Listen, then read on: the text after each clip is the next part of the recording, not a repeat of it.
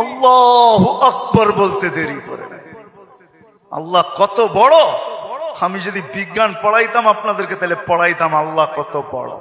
কার কুদরতি পায়ে রাখা, পাও রাখার অনুমতি, মাথা রাখার আপনাকে অনুমতি দিতেছে।